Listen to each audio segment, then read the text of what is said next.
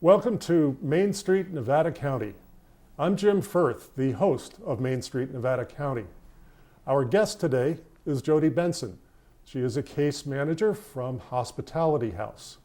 Welcome, Jodi, to the program today. Thank you. We're going to be discussing some of the issues surrounding Hospitality House, what is also known as Utah's Place.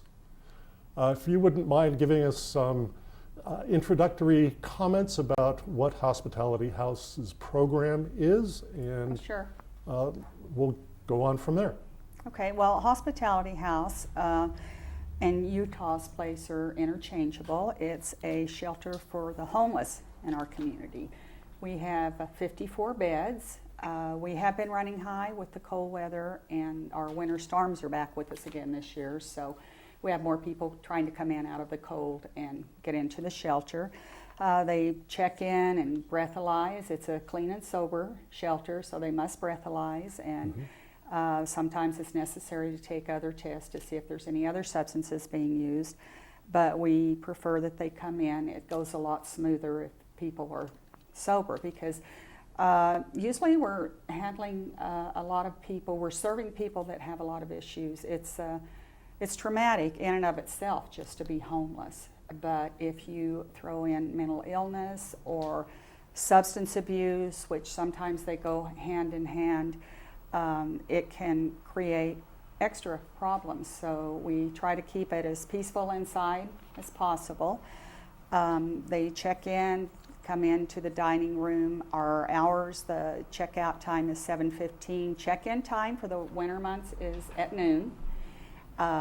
In the summer months, it's 4 o'clock, and they have a hot dinner at 6 o'clock. We have a real generous community that we've been overwhelmed with. People volunteer and cook food for them. They come in and have their dinner, and then they go upstairs around 7 and have free time till 10, and then it's lights out. But during that time, they can also sign up to do their laundry, sign up to take a shower. There are several workshops that are available to them. We have a culinary program that's a 6-week certificated course wherein the guest or anyone even outside of Hospitality House can sign up and take that. And we've actually been successful with the employment rate coming out of that. We have some, I know Summertime has one of our graduates there. Every other Wednesday, the graduates cook a meal for Hospitality House. It's part of their practicum. And we have guest servers that come in and serve that meal, like Grass Valley Police Department, Board of Supervisors have been there, the emergency room doctors, the superintendent of schools with some of the admin staff, and any one organization, the Lions Club, Kiwanis. I wish I could name them all, because it's really generous of them to take their time and all come down and serve. And it's really a very heartwarming and eye-opening experience when all of these people come together. We have children there. It's not just adults. We have a women's dorm and a men's dorm, and we have 24/7 monitor there, someone all the time that's on hand. There are a housing program, a rapid rehousing program there that they can sign up for. We have a lot of workshops. We have a hope and healing workshop every Wednesday so that they can learn life skills. We have a housing academy for those that want to be housed so they can learn budgeting, how to balance a checkbook, how to shop, how to make your food stamps work for you, where to go where all the food banks are that can help supplement their stuff. We have an outreach worker from the Department of Social Services. We partner with them for a lot of things, that comes in once a week and works with people if they need food stamps or medical insurance.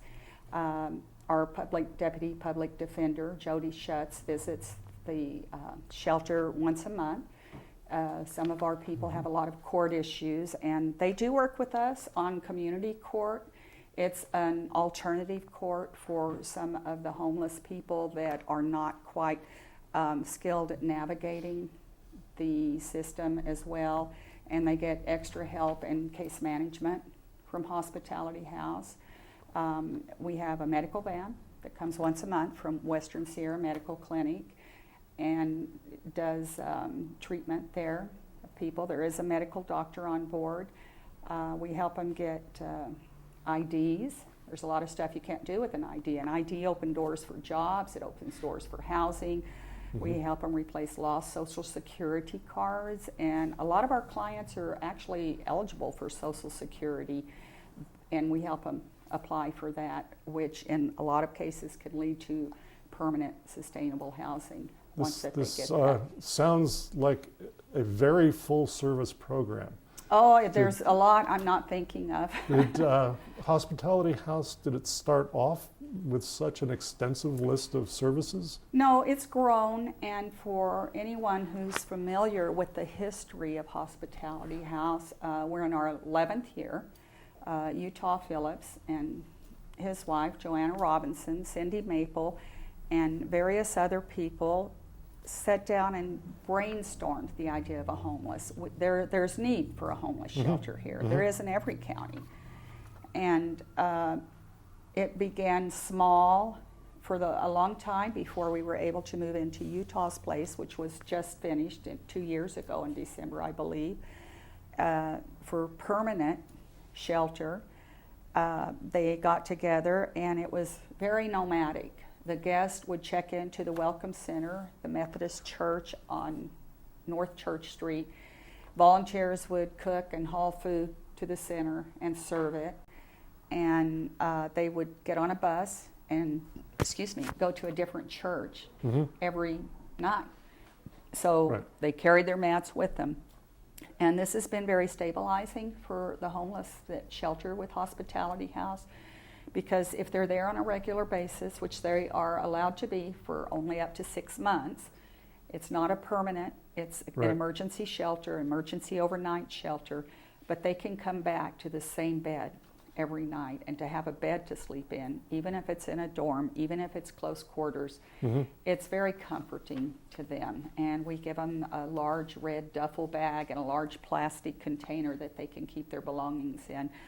Because when they're on the street, they have nothing but a backpack. It's hard for them to keep up with their documents like Social Security cards and papers. But now that we're in this permanent place, it's grown more and more. The housing program, since 2013 is when we've been really active with the housing program. And services have grown as we work more with the population and learn what their needs are.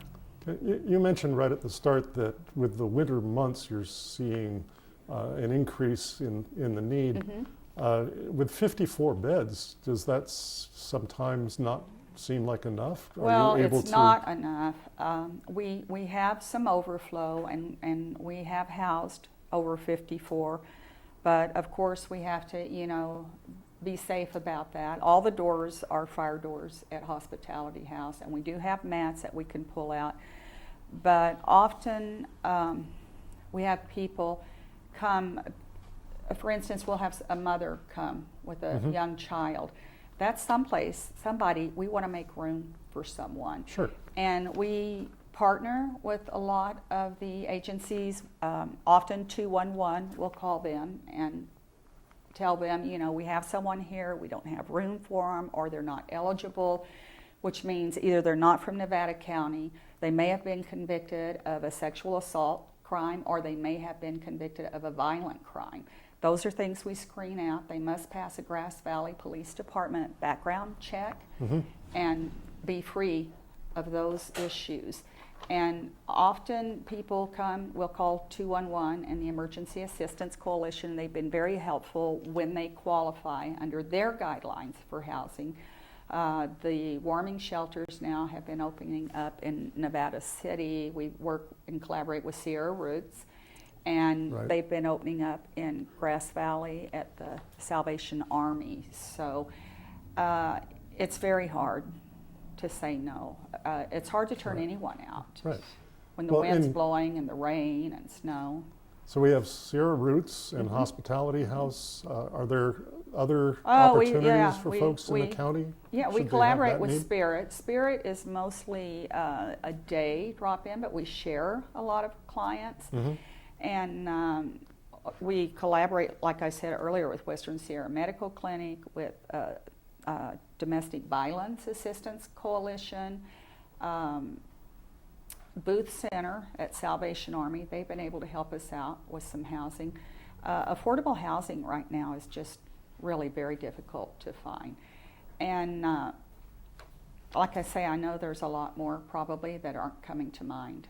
Sure. But it takes the entire, it takes a village, as they say. It takes a lot of agencies to help these people. I understand and agree, Yeah. it does. And I'm glad that in Nevada County we have the motivation to do that and see that our citizens are not left out in the cold.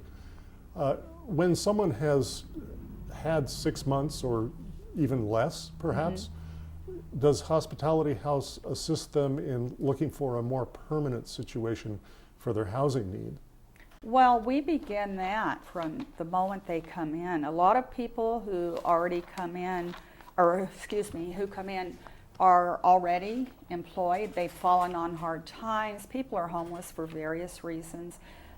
Sometimes a relationship ends where they've shared housing with someone else, and perhaps they're not on the lease, or the other person, is the what do I want to say, dominant partner maybe, and it's my place, and we're through, you got to go, and they have no place to go. Sometimes it's mental illness, and there's a lot of issues with the population where people have a lot of childhood trauma, and maybe domestic violence in the home, maybe sexual abuse, perhaps physical abuse. And when a child is young like that, they're kind of hypervigilant all the time, and they've got secreting cortisol, and their brains are just like this. And it's often people say, well, they don't really think about the consequences, but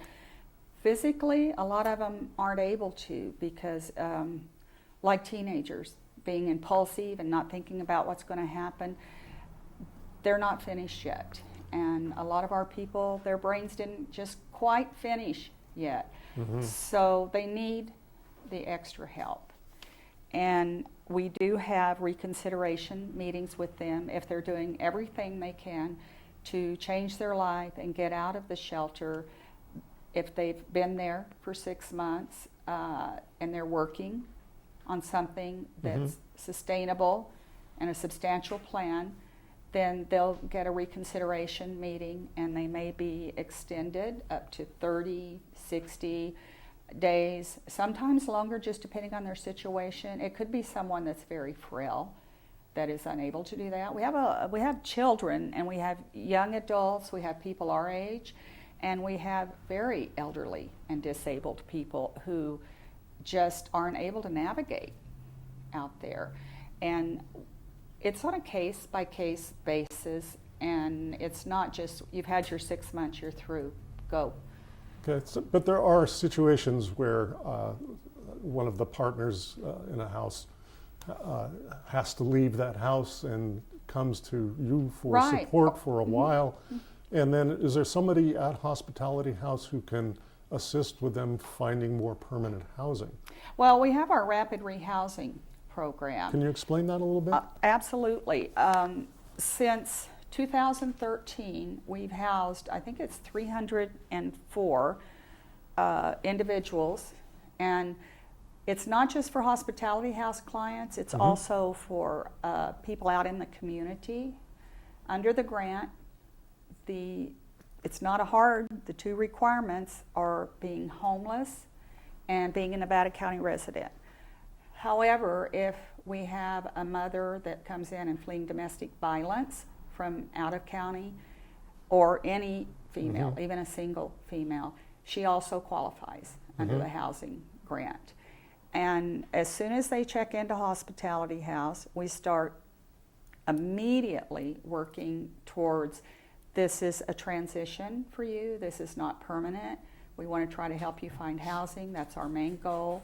And they meet, we have pretty much 3 people on our housing team. We have Seth Thompson, Tom Keller, and me. And Seth is the first one. He's like step 1. Well, before that, we're getting him stabilized inside the shelter. We'll help him get the ID. Right. We will help them get any lost documents, Social Security card, even birth certificates. We assist with that and pay for that. And they get evened out, but a lot of our people go with what we call the housing first. They may not be completely stable, so to speak. We like to make sure they're ready for housing because this is something we want to last. It's not Sure. something we want to be just, a month or two. And we don't stop them, but the landlord will usually stop them. So once they meet with Seth, he determines if they're eligible. He gets their story. He talks to them about what's involved in the program and what's necessary for them to be housed. Then they're connected with Tom Keller, who is a housing specialist. They go from the housing case manager to the housing specialist, who's out beating the bushes in Nevada County trying to find affordable houses, which is very hard. That must be a challenge. Affordable these days. housing is very difficult these days. 50-50 people, we house about 50% who are not in the shelter and about 50% who are in the shelter. Some of them will go into individual housing, into an apartment. We will assist them in applying for Section 8. That hasn't been open for 2 years now. It opened up last year. It did not open this year, but we help them with the paperwork. We make sure it's mailed in. We connect them. Often they come to us with requests from Shelter 8. We need this, we need this, we need this. And we will assist them in obtaining that and get it back to them. We also work with HUD-VASH, which is strictly for veterans. It's very similar to Section 8, but for veterans. And we work very closely with Karen Carmichael, who's the representative out of the Reno and Auburn office. And she works in Placer, Nevada County, I believe. There's a whole team of people that help. We've been successful in housing quite a few veterans, and we do Good. get a lot of homeless veteran people, and we try to give them priority as well. There's a lot of PTSD that comes along with them and issues that they have, but they actually, when you ask what homeless people need, they need the same things you and I need, Jim. Sure. They need food, shelter, and clothing. So that's what we help with. And so once they talk to Tom, and Tom's like, okay, we have this house, we have this apartment, or we have this room, whatever fits into their budget and for them. And we often have a lot of co-housing, so to speak, because they can only afford to rent a room. And rent runs anywhere from about $600, sometimes less, up to sometimes $1,200. And we do have families that come in that both partners work and they're able to do that. We can connect them with CalWorks. We have a lot of people that from the county that are on CalWorks parents. We can help families, we can help individuals, it doesn't matter. So once Tom matches them up to a house, because you're also matching individuals and personalities. Right. You're talking about people that go to live with 2 or 3 or 4 and sometimes more people in a large house that they really don't know, or they know very little. And a lot of individuals think that once homeless people are housed that the problem's solved, and that's not the case. So are you able then, in your capacity, to follow up with folks after they've left the Utah's Place facility? Right. As the third member of the housing team, I do what we call post-housing case management. And it's a 2-year program. They might need help sharing bills. How do we split the utilities? Personalities clashes, Sure. He's running the heater too much, it's making the bill go up. Stuff regular people go through. And imagine taking people that have maybe had a lot of barriers and obstacles and throwing them all in together. Also, we help make sure that they continue to attend recovery if they're in recovery, continue to attend behavioral health, go to behavioral health. And before I forget, I want to mention Julie Choquette recently joined us. She's a county employee. Okay. She's an MFT, What is that? Marriage and family therapist. Okay. And she's in the house 20 hours a week, but she's also available and has made house calls, so Sure. to speak, if we have some housing clients. And it's difficult sometimes for people who have been homeless for many years to go into this confined space as they view it and be around other people all the time. And it's quite an adjustment. We have one gentleman that has kind of been a public figure here.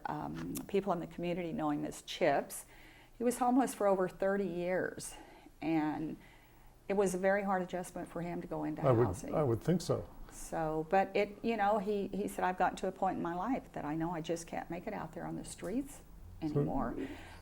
We've had, I think probably about those 304 people, we've done that with about 300, or excuse me, I wish, about $85,000. And when we divide it out, it comes out to, I'm going to peek at my notes, $279 per individual, which is pretty cheap to get somebody into housing. What we do is pay this is families and single people. Right. We can pay either the first month's rent or deposit. Often we're able, if they move in like the last week of the month, we can pay just that week's and the deposit or the first month's rent. Because the more people we house, I was going to look here, just this year alone, which is 1996, we've housed 96 individuals. Okay. Slip of the tongue there. It was a very good year. But anyway, 96 individuals and 31 children, and that's in 2015 alone. Okay. And have those folks pretty much adapted then to that situation? We have a 90% success rate, which I think is very high considering the obstacles that these people have had to overcome. And Right. by the way, I just want to interject that we have a lot of people at the shelter that don't have any issues. They've just fallen on hard times. You know, a lot of people have lost their homes, or like I say, come out of a relationship, Sure. or unable to make rent because they lost their job. So I wanted to ask again, you mentioned how organizations and individuals can help with the programs at Hospitality House. Can you explain a little bit more of what the volunteers who may have an extra day or an extra couple of hours might be able to assist with what you do? We could use a lot of help right now during the winter months and the cold months. We don't have the staff to pay. I mean, we have at 16 paid, it's either 14 or 16 paid employees at Hospitality House. That's it. That counts 24/7. And we have, I think, maybe 4 or 5 paid monitors. And we have a lot of people that volunteer to monitor, and what that involves is coming in and maybe setting up stairs from 12 to 4 is when we have a big need right now, because we do have our regular volunteers and monitors that come in that are there by 4 o'clock during the old checkout time, or I should say summer hours checkout time, warm weather check-in time, so that people can come in and go upstairs and maybe be accompanied to go up and to get their meds, take their medication, or to take a shower. They can take a shower every night if they want, as long as there's time, because it's lights out at 10 o'clock and they're up early again the next morning. Right. So right now we could use help with people. We do have a volunteer training program. You can go right to the website. You can even just Google Hospitality House in Grass Valley and find the website. They have a volunteer application that you can fill out online, or if you prefer to fill out a paper application, they can come into the shelter, and we do have a volunteer coordinator who handles the training and schedules the volunteers. We have volunteers who they might be handing out towels or toothbrushes or soap. We provide all this for the guests, Okay. and And blankets and if you mentioned that the food, the dinner is prepared on Right. Wednesdays, if I remember correctly. by the culinary class, but Culinary every class. other night it's volunteers from the community. We have a lot of really great church groups that come in, and we have lots of individuals that Mhm. come in and are on cooking teams, and they'll cook one night a month. And we have the guests look forward to some. We have a group comes in from, I think actually the lady likes to say it's Utah's church because it's Universal Unitarian Church of the Mountains. If I Okay. said that correctly, if I didn't, I apologize. But they cook an enchilada pie every, once a month, and the guests look forward to that. All right, And we nice. have some regulars, and then we have people that come in and cook something different every time. But they purchase the food themselves. And if they can, they're allowed to go one day out of the month, the week before they cook, and supplement it from Nevada County Food Bank. Sometimes there's something available that'll work for their Right, menu, right. sometimes not. But that's very helpful. So- The biggest so thing the we need. listeners here, so Yeah. people who are listening to this program, if an organization that you belong to or work with would like to help with Hospitality House, either as a volunteer, as one of the observers, Or serve, they can come in and serve sometime. or come in and serve. And help. The website again is www. hh.org, they can look that up, or just Hospitality House, or and it's might come up under Foothill House of Hospitality. It might come up under Utah's Place. It's easier just to Google those three. That's all you have to remember. And I want to say, of course, we're a nonprofit, so we rely solely on donations and grants. And we were worried about a big setback coming in our fiscal year in June and July, because we've learned that a lot of the federal grants are going to be redirected to urban shelters rather than rural shelters. So it's a threat to the program. So what I'm hearing is, if anybody doesn't have a lot of time, but you are able to write a check, small, medium, or large, It adds up. that it would be of great assistance to Utah's Place, so that we might be able to continue the support from our community for such a worthwhile program.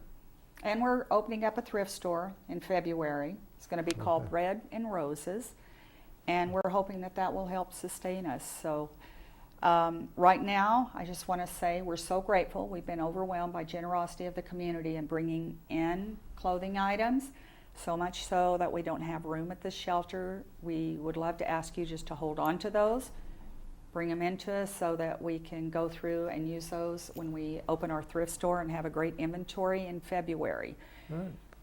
Great. So, Jodi, thank you You're very much welcome. for speaking with us today. This has been extremely beneficial and very informative. good. Thank you all for joining us today on Main Street, Nevada County.